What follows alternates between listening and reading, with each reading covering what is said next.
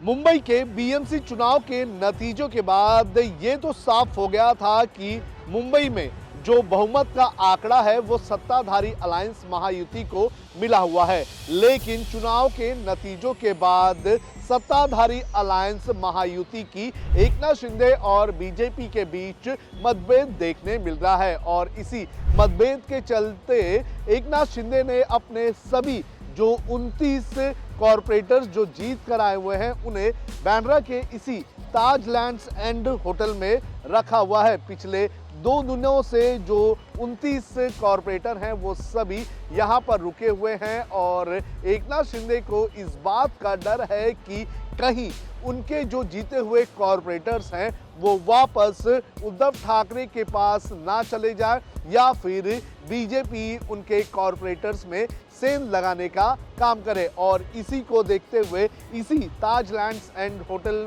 में सभी 29 कॉरपोरेटर को रखा गया है और इसके बाद लगातार इस पर राजनीति भी बड़े पैमाने पर हो रही है। आपको बता दें कि जहां एक तरफ एकनाथ शिंदे ने बीएमसी पर अपना मेयर बैठाने के लिए एक ऑप्शन दिया है और कहा है कि कम से कम हमें बीएमसी में 1 साल के लिए मेयर मिलना चाहिए। हालांकि भारतीय जनता पार्टी ने इसे पूरी तरह से खारिज कर दिया है। वहीं दूसरी तरफ एक और नया ट्विस्ट ये आ चुका है कि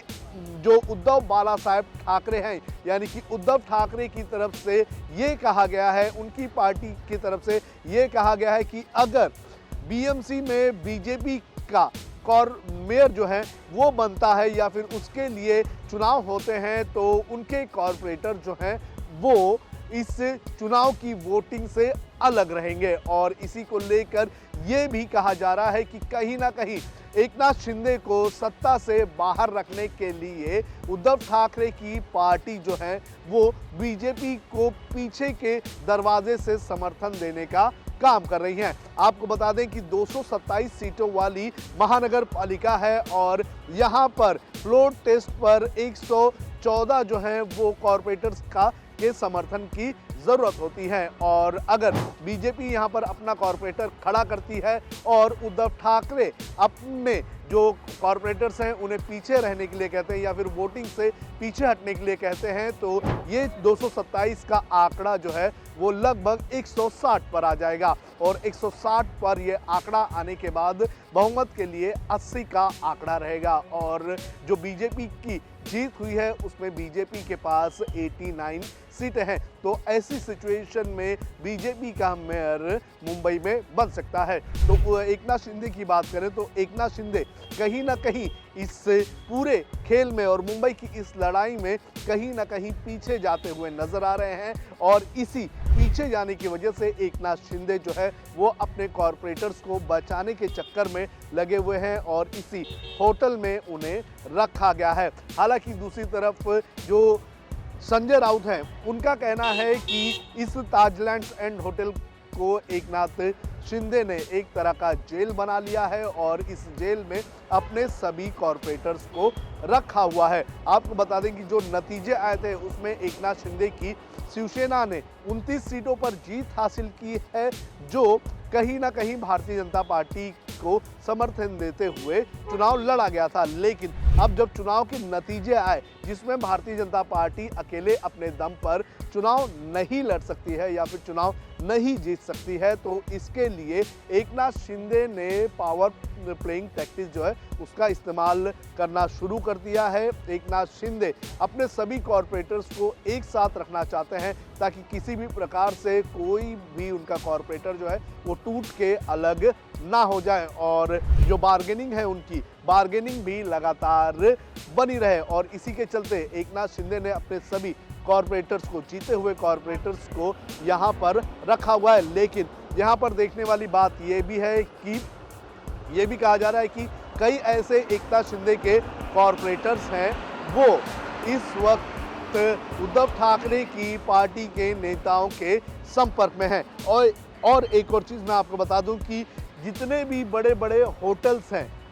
और मुंबई में वहाँ पर एक तरह का स्लीपर सेल जो है वो चलता है इन पॉलिटिकल पार्टीज़ का और यहाँ पर यूनियन के तौर पर शिवसेना यानी कि उद्धव बाला साहेब ठाकरे के जो यूनियन है वो यहाँ पर है। यहाँ पर एक स्लीपर सेल की तरह पार्टी के लिए काम करते हैं और कहा जा रहा है कि इनके जरिए जो कॉरपोरेटर्स अंदर बैठे हुए हैं उनके साथ संपर्क करके हॉर्स ट्रेडिंग का खेल भी खेला जा सकता है। तो एकनाथ शिंदे काफ़ी दुविधा में फंसे हुए हैं। एक तरफ जहां उनके सामने अपने कॉरपोरेटर्स को बचाने की जिम्मेदारी है, तो वहीं दूसरी तरफ बीजेपी के साथ बार्गेनिंग करने की भी जिम्मेदारी उनके सामने है। हालांकि जो नतीजे सामने आए हैं उसमें बीजेपी अकेले अपने दम पर इस सिचुएशन में मेयर नहीं बैठा सकती है। लेकिन अगर बैकडोर से उद्धव ठाकरे की पार्टी ने समर्थन कर दिया या फिर उद्धव ठाकरे की पार्टी के जो कॉरपोरेटर हैं वो अगर चुनाव के वक्त अगर एब्सेंट हो जाते हैं, नहीं आते हैं, तो ये बीजेपी के लिए बहुत बड़ा फायदा हो सकता है। तो इस फायदे की वजह से उद्धव ठाकरे की पार्टी के इस